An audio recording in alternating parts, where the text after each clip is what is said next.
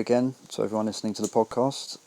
In this episode, I'm again joined by my close friend Alan Brown. My name is Martin Poole. And in this episode, we're going to discuss, in a way, quite a broad topic. It's the topic of the nature of the New World Order, the very definition, if you like, of the New World Order, who these guys are, what this concept represents, who are the controlling elites. Is it just the case that they're a bloodline? They represent a sort of series of families, an interbreeding network of people who have been guiding, like via a hidden hand, just for centuries in terms of manipulation, the manipulation of history, of society, of culture?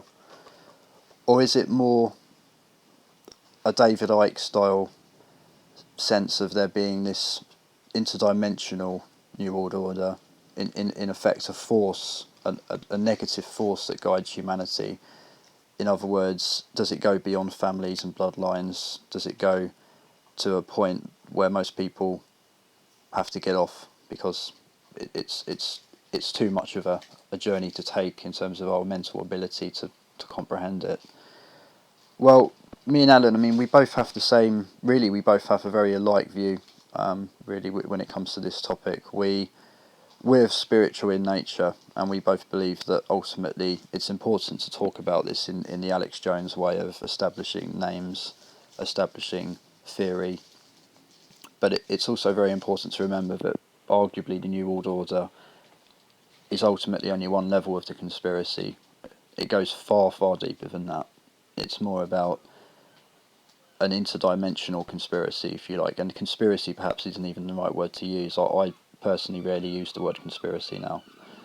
Instead, I tend to use, I'm a big fan of Terence McKenna, and I tend to use his terminology, which is this idea of, instead of there being a conspiracy, it's more about a lack of evolution to the next level. So as humanity, we've now been in a state of flux for hundreds of years, which is purely a result of the sort of Calvinist domination, the Calvinist dominator class, which is this force, this scientific force that's obsessed with measurement, obsessed with provable scientific doctrine. And in that sort of Calvinist society, there's no room for any sense of spirituality or any higher level of things. It's all just purely based on mathematics, on engineering, on Victorian concepts, really. And anyway, really, to start this podcast, what I think we need to discuss is something that's quite relevant, really, in this sort of conversation at the moment. The internet's quite abuzz with the idea of the message of the Georgia Guidestones, and this is something that has been discussed in recent months to quite an extent. And in case you aren't familiar with this, listening to this podcast, the gist of it is the Georgia Guidestones are really the US's version of Stonehenge, and there's been a lot of research on what these tablets actually represent and what the meaning is of this symbolism and this wording on these stones. And you could spend a long time talking about this, and that's not really the aim of this particular episode of the podcast. But what I will say is, as a way of introduction, really, one of the things that these guide stones say as part of the tablet form is it should be an aim to, quote, maintain humanity under 500 million even, it's quite a difference, in perpetual balance with nature. So in other words, there needs to be a mass population reduction in order for us to achieve that. And one thing that Alex Jones says is that the New World Order is all about eugenics, all about population reduction. And I think the UN code name for this is Agenda 21, which is this idea that in order for humanity to survive, we need the population reduction. We need to go back to a sustainable level. But who are these people? Who can possibly call this? Who's out there saying there needs to be this great population reduction? It's a difficult one, and perhaps the best way to discuss this is to introduce Alan Brown. So, Alan, what's your take on this rather broad topic? What do you feel is the nature of the beast, if you like? Hello everyone. I think first, if I can take it back to a point you raised there, relating to the illusion of scarcity that they are that they seem to be lost in. The idea of needing to reduce us illustrates their idea of scarcity, which, as we know through quantum physics, is purely illusionary. The the idea of us being able to attain any experience that we want is known to us through other understandings. So that immediately removes the idea of scarcity that is the illusion that we all deal with at the moment. Taking it back further to the Georgia Guidestones, that 80% reduction that they want of the world's population is, I think, the foundation of all these efforts we see around us, including everything that Alex Jones talks about, all these mechanisms in place and all these endeavors to reduce our numbers. It's not a particularly comfortable place to be in, unless, of course, you're attached to the New World Order. It's a very difficult one for me to reason out, because obviously that means we're fighting amongst ourselves and we're not trying to move forward together. There's this fear in our experience that has forced their hand to take all that knowledge into a little corner somewhere and use it for their own gain, their own enlightenment, their own development, to the exclusion of the rest of us. But who are these guys? I mean, that's the question I always like to raise. Is okay, so there's this sense that we need this great population reduction, and say what you will about the merits of that, I think it's probably safe to say that the world is perhaps overpopulated now, but who are we to say that? But the key here is, who are these people that call this? Who are these people that come out and say, look, there needs to be a big population reduction, we need to sustain this magic number of 500 million? There seems to be an agenda that's been put down for hundreds of years, over the centuries, and there seems to be an attempt by these people to maintain this agenda through the hidden hand, through these. I mean, perhaps this is what the vaccination campaign is all about, the mass vaccination campaign. All of these chemicals, this sort of chemical cocktail world we live in, where we're just completely surrounded by all forms of sort of electrochemical interference, our diets, the fact we're now surrounded by multiple forms of electronic signals, Wi-Fi, for example, mobile phone networks. Could this all be part of this actual agenda for population reduction, a sort of slow, incremental methodology? It's very hard to say, and I mean, I'm not entirely convinced that is the case. I think there's partly elements of truth there, but I think what's important to establish here is that really what we're asking is, what is the nature of the New World Order? Who are these people? And me and Alan both started in a place several years ago where I think we all do, who people listening to this podcast, we're all coming from, I suspect, the same place, which is this idea that we all have this sense that there being more to life than meets the eye, and at the same time we get this sense that things are being manipulated. Certain things happen because of this agenda, this sort of global agenda, that the unsaid truth, if you like, of the way things are. But me and Alan both started in that place where we all do, which is that we believe for a long time that you could define the New World Order in terms of people, in terms of families, in terms of corporations. The banking elite, if you like, the sort of Alex Jones level understanding, which is perfectly valid. But as we've evolved into this, and our way of thinking has constantly moved forward, I think it's safe to say that we both now feel that actually the New World Order is only one very, very, although important level to establish. It is only one base level of this. And instead you can take it way, way beyond the level of people and of defined corporations, and instead it's more to do with this collective manipulation. And I mean, David Icke is obviously the seminal researcher in this field. He's the person that suggests that in fact this goes beyond even the five sense physical world. It's more to do with an interdimensional, he calls it reptilian, in the sense that that's the form they seem to take in these other dimensions. That sort of level of control, it's coming actually from a different place entirely. It's more to do with the manipulation of an entire reality as opposed to manipulation of people and society. So, I mean, this is a belief I think you share, Alan, isn't it? This idea that in fact it's all to do with more of a spiritual level of control. It's more to do with a force, if you like, as opposed to a distinct person or group of people. To me, that definitely seems to make a lot more sense, because obviously the idea of us fighting amongst ourselves seems rather ridiculous, considering all the cooperation that we've needed to get to where we are. So I don't feel it's too far stretch of an imagination to feel that there is some form of other species manipulation, some form of experimentation on the go with us as the guinea pigs. When it comes to dealing with something like that, I think it's important to realize that the idea cannot simply be to fight it. Because from our understanding, fighting something like that simply reinforces it, simply gives it more energy as we are focusing on it.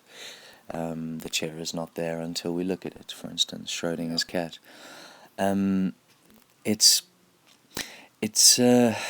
definitely a difficult one. The more in your face it becomes, with the police state slowly building itself brick by brick around us, and more evident in America than the subtleties in the UK, but nonetheless exactly the same.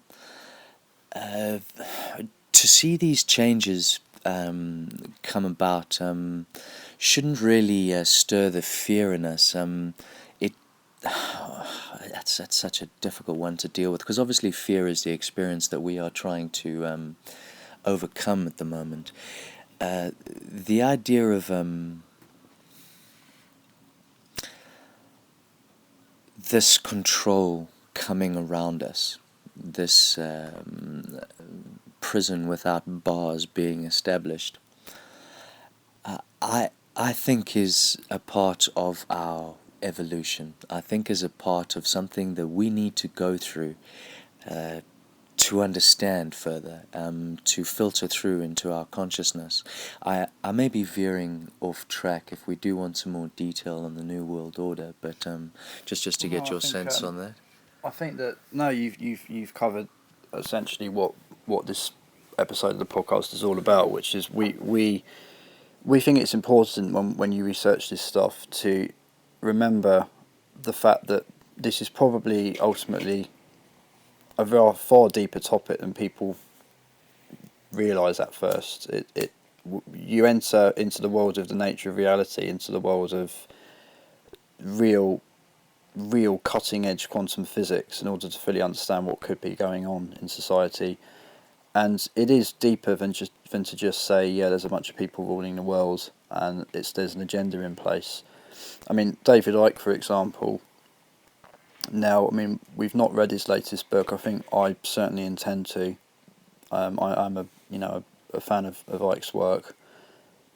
David Icke has now gone so far as to suggest that in fact a lot of this is to do with the moon. The moon is, according to Icke, and this is based on research that has been around for a long time now. The moon seems to be this sort of object of obsession with people. They call it, people wax lyrical about the moon. It's lunar, sort of lunar worship, and there seems to be this subconscious obsession with the moon that perhaps sometimes we don't consciously even acknowledge. And the moon, according to Icke, is actually an artificial construct. It's in fact, I think he goes as far as to call it a sort of spaceship in some definition, which sounds ridiculously far out. But you see, what Icke's saying is, in fact, the moon has this this effect on the Earth and on human beings that it's interdimensional. It goes beyond this reality. It covers multiple facets of reality on multiple levels. The moon is there on multiple levels, and it's manipulating the planet through the force, through this sort of it basically, in a nutshell, it's all centered around the moon, which is it's an interesting new take from Icke. And obviously, I think the immediate reaction from people is that he really has, perhaps even for Icke, gone one step too far. And I don't like to say that, because Icke, as far as I'm concerned, has a very good track record of moving things forward. And at first, it is hard to follow the guy. He takes you into areas that you really do not want to enter, because it's you feel as if you are losing your sanity. But I think that's part of the conditioning.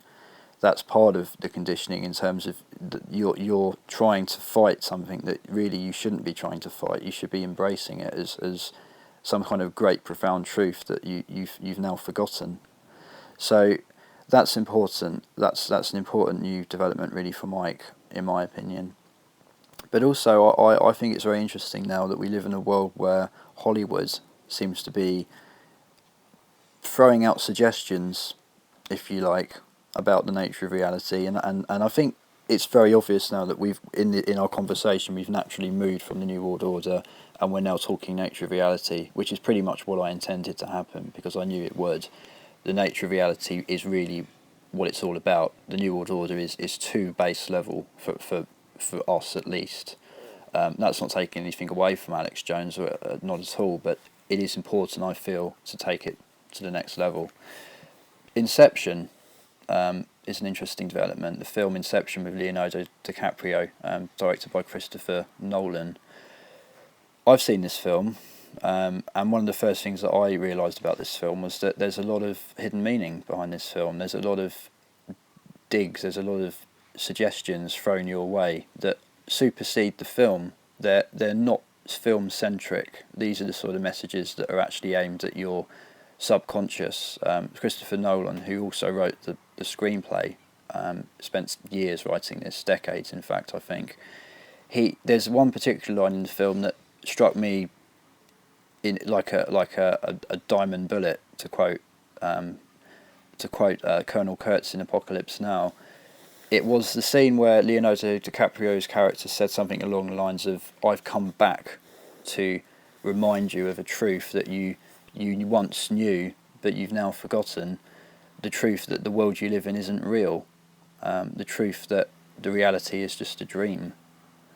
And that, in a sense, was an attempt. I suspect an attempt by Christopher Nolan to not only, conclude the film. I mean, this without spoiling anything. That is part of the sort of conclusion of the film. It is also an attempt, a bit like the screenplay writers for The Matrix in 1999. It is an attempt to instill a certain trigger inside the audience, which is this. It's viral. It's a meme, in internet speak. It's an attempt to spark this idea, this sense that perhaps this world isn't as real as we once thought. It's a materialistic sort of illusion is fading. So, I mean, Alan, I think, am I right in saying that you've seen this film? I saw parts of it, maybe not enough to actually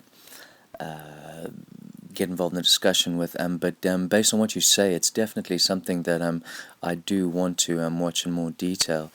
And yes, I agree that there seems to be a lot of little hints coming out of Hollywood. I suspect that's because that's what sells.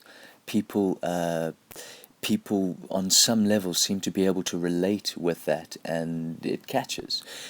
Same with the idea of Avatar, with the idea of us destroying the true potential of our link with Gaia, with our planet. I thought Avatar was a particularly enlightened film. Yeah. And on one level, it was an amazing CGI fest, but on another level, for me, it encapsulated the awakening and encapsulated sort of spiritual evolution to the sort of next level of existence. And I think on a certain level, that film really has influenced things. Agreed. Yeah. Again, bringing it back to the idea that Hollywood are bringing these subtleties out. In the beginning, I suppose it was very suspicious for me when other things came out, such as The Matrix, etc., where I think David Icke even suggested it, that it made it easier to dismiss for general populace, where they would be like, it was in a movie, and remove any sense of relevance because of that.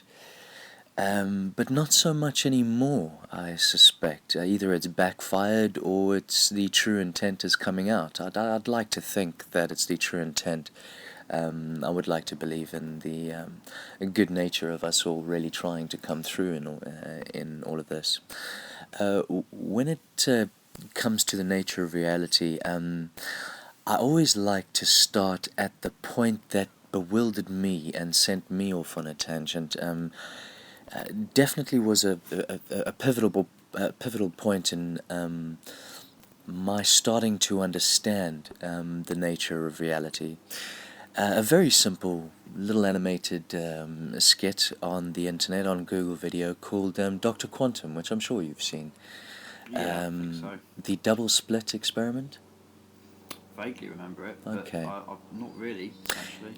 Well, just to go over it briefly, the idea of matter reacting to the observer, to yourself, your own expectations of the outcome of the experiment, and quite literally, that's what happens. If I can go over it briefly, the idea of they would fire marbles at a single split, which would there would then be a pad behind that split, which would create indentations, a single line of indentations. Then to put up a sheet with two slits in it and fire the marbles at that, and obviously it made two straight lines of indentations behind the double splits. To illustrate the complexity, they then allowed water to flow through the double splits and recorded the interference pattern which was created. So in other words, it wasn't two single lines that were created as water flowed through these double splits, but it was multiple points of impact where the force of the wave of the water, if you would like, indented. But then to take it down to a subatomic level, where they then fired atoms, neutrons, at the double split, not observing it, but observing the outcome of the experiment, because obviously it's at an atomic level now, and to see that created an interference pattern, contrary to the expectation of it creating two double split, two straight line indentations behind the double slitted sheet. It created this interference pattern. So then the interesting thing was when they then observed it by putting down a measuring device. For simplification, they put a miniature webcam down there, which was actually observing it as it happened. It changed the experiment entirely, moving it towards a point of creating those two straight line indentations as expected. So in other words, as soon as the experiment was observed, the outcome that was expected by the observer materialized, came about. In other words, influencing the experiment. Yeah, that's very interesting, and I mean, it really is important for science now to accept this observer effect on the outcome of experiments, and I think there seems to be a certain lack on the part of the scientific schools, the social sciences, to accept the observer effect. Physics seems to be the only science that accepts this readily now, and certainly in the language, in the canon of in the lexicon, if you like, of physics now, the observer effect is a very accepted concept. And the nature of reality seems to be holographic, and this idea of an interference pattern being generated links in with the work of people such as Michael Talbot, who in the 80s, I think wrote one of his first books on the topic, which was Beyond the Quantum, which is a personal favourite of mine. It's quite hard to get hold of, quite hard, but perhaps his most well-known one is the Holographic Universe, which is the one that really, even to this day, seems to really influence a lot of people, and it's fantastic to see this book, generating a lot of interest, certainly with the sort of younger generations of people that are looking for something more to life than either science or religion. And interestingly, I mean, the Holographic Universe is all about the idea that we live in a world that is essentially a construct. It's the construct of mind, it's the construct of consciousness, and consciousness in this world is an entirely separate, distinct form to matter, which doesn't actually exist in the sort of traditional sense of the word. It's you've got illusion, and then you've got consciousness. And I mean, David Icke once, he once wrote a book on this back in 2005, and it's part of really David Icke's core message, which is his famous quote, which is "Infinite love is the only truth. Everything else is illusion." And what he meant by that was that in that sentence, love really meant consciousness, in fact, and everything else apart from consciousness is illusion. It's holographic. It's non-solid. It's the manufactured reality that we all live in. It's a collective illusion, if you like, a dream, and that doesn't take anything away from the validity of that experience. Instead, it acts to sort of empower us, because it gives us a new sense of the world we live in and our ability to change the world we live in, and to take control of it in a way that's important, because this now goes back to the way we introduced this podcast, which is we're talking about the New World Order. And if the New World Order are in control, and these guys seem to be organised, they seem to be on top of things, how are we going to change things? How are we going to sort of spark this great awakening that's due to happen in the next sort of 5-6 years, the 2012, post-2012 world? Well, the answer is obvious. I mean, the answer seems to be that we need to reaffirm our sense of the nature of reality. We need to establish the fact that the world's an illusion, it's a dream. Together. Absolutely. And this is, I think, perhaps the most important message there is. The message of we need to remember what the world actually is. This reality we're in. Whether you can talk about the moon, as we said about David Icke. You can talk about all these things, but ultimately the core of all of this is the sense of the reality that we live in, and the reality that we live in is as much a dream as the ones we have when we sleep. It's more valid. It's more, as Einstein once famously said, the world is merely an illusion, albeit a persistent one. And that's the key to this. It's the sense that this is, it's like a well-designed web page. It's persistent. It's an MMO game. It's World of Warcraft for the masses. It's here, and it's a construct. But the more you dwell on that, the more interesting your life seems to become, and the more things attract, the more things are linked to that way of thinking, find themselves coming to you, whether it be information or people. You certainly get a new sense of things. And I think it's to point out that it's that itself that has been hijacked from us. It's that belief in our own that doesn't belong to us anymore. Everything that's perpetuated in general consensus is that we are less than we believe we are, that we aren't special. Any little phrase that can be thought of that diminishes our true potential.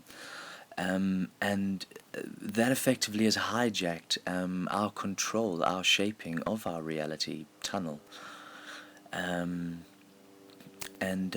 think that's obviously what we need to try and take back. The idea of us being able to shape our experience, I think, grows stronger with every new person to these understandings, every new person who takes their own power back, creates their own. I want to veer away from belief structure, but creates their own interpretation of the world. Rather than just allowing the adverts on TV and the billboards on the roads and what mum and dad said to us shape our understanding and what we want out of our experience. So yeah, taking it back again to where we started with the New World Order, I think that is something that yes, must be understood. That of course there are those that are trying to hijack the experience, trying to manipulate us into a slave race for their benefit, maybe seeing benefit in it from their perspective. But again, that does lead me to the point of other species influencing and manipulating us, because I can't. I understand that in history there's many occasions of humans betraying their own species. It just, at this level, I wouldn't expect it to be that easy if the person perpetuating that manipulation was enlightened to any degree. So yeah, again, I can only assume a lot of intervention behind the scenes, and this is the New World Order, and obviously the UN and its slow growth as the New World Order Army. I feel like we should maybe broach the topic of the New World Order a little bit, since it is our headline. Alex Jones is a very good reference for anyone who is obviously just trying to identify it and just trying to make sense of it. It's just very difficult to try and steer people in that direction, knowing that it does lead them astray, knowing that it does take you down a very dark path of just becoming angry with your inability to have any effect on it. Yeah, you become militant, don't you? Yeah. As opposed to anything else, you just get pent up, and the first reaction people have is, "Oh, we need to stock up. We need to fight these people." Guns and supplies. Yeah. Yeah, it's a very difficult one to maybe. I wouldn't want to steer anyone in that direction, but obviously information is important, and it does need to be understood. That there is this manipulation afoot. They are employing many tactics, such as the slow poisoning or the higher mental ability being stagnated or impaired through fluoride or other angles, such as vaccinations, etc. There is a concerted effort to dumb us down, to manipulate us into a little box, as David Icke likes to refer to it as. And I think the whole aim of all of this, the whole aim of the awakening, is to step out of that and to see our true potential and know that we are not powerless and we can have an effect on the way that we want things to be.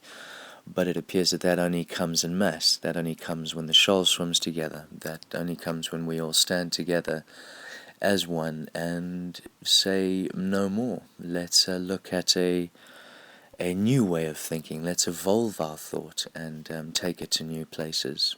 Maybe you want to take it from there? Yeah, well, I mean, I'm in full agreement really with that.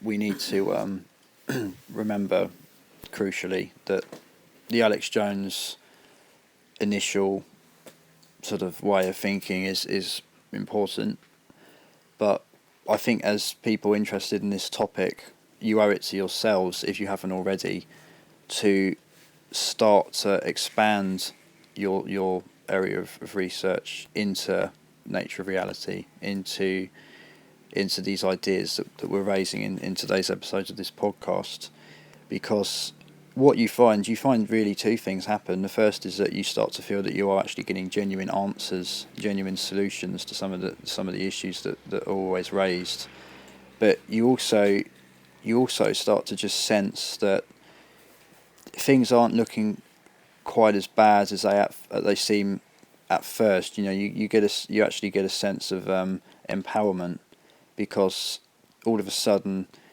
you've got a card that you can play, which is the card of knowing the nature of reality, and knowing that the world that you live in is actually more a construct than a kind of materialistic absolute existence. It's that knowledge that facilitates a higher way of thinking that can sometimes mean that you elevate yourself to a level of understanding that means that you kind of you're no longer intimidated really by the fogs going round, the sort of new world order armies, if you want to call them that, the sort of militarized police forces and all this business, because people are genuinely scared out there, and the fear is the key word here.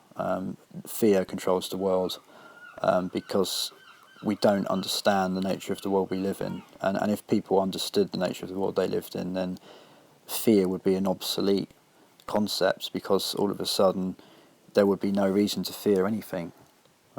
Fear is a low vibratory state, and it's understandable that the world's controlled by fear, but only in the sense that the rider is no longer in control of the horse, and this is the sort of result of that. And I think the battle, if you like, is all to do with reaffirming our collective sense of the world we live in. It's waking up, it's remembering. These are the sort of key words that I think play a crucial role. I think there's a very a positive look on that through the idea of critical mass. The idea that inevitably we're going to come to a point where enough of us are aware that it will filter through to the rest. You're obviously aware of the 100 monkey syndrome, where where there was the island that there was multiple islands. I can't remember which particular islands they were. I think the initial research was in Japan. It was an island off the mainland of Japan. Okay, where there was the same species of monkeys on various different islands, with a span of ocean in between that obviously they couldn't traverse across. So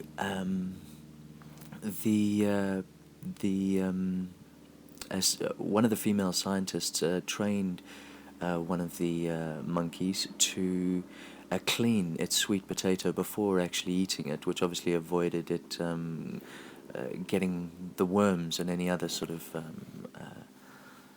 things on it that it shouldn't actually be ingesting. So it would actually take the sweet potato once digging it out of the ground down to the ocean and wash off all the soil before eating it. Then after a few weeks, the rest of the monkeys on that island adopted the same process, cleaning their sweet potatoes before eating it.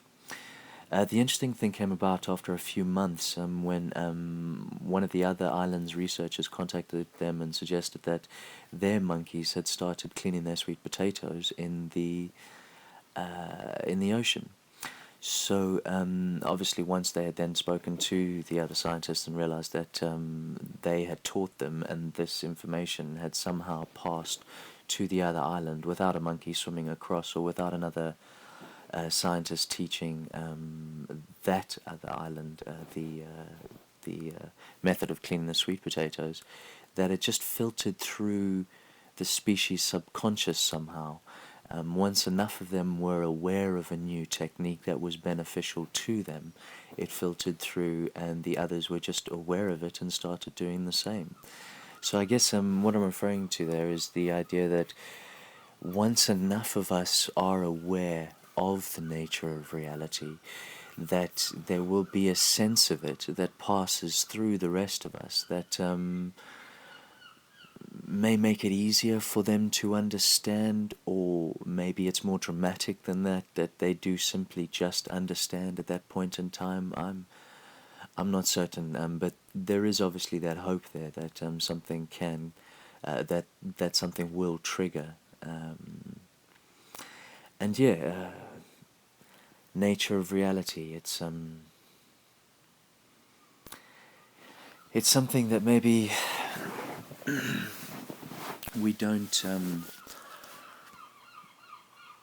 observe enough. Obviously, there's a big lock on it in terms of general consensus. It doesn't really filter through mainstream media coming down to us.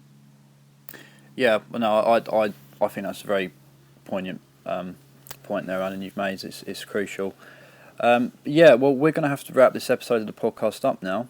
So we hope that you've got something from this.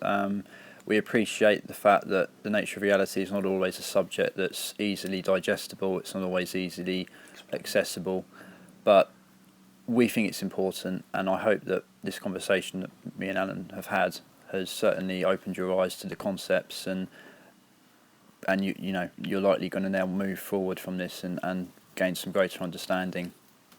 So, Alan, thank you again for joining me in another episode of the podcast. Thank you for having me. No problem.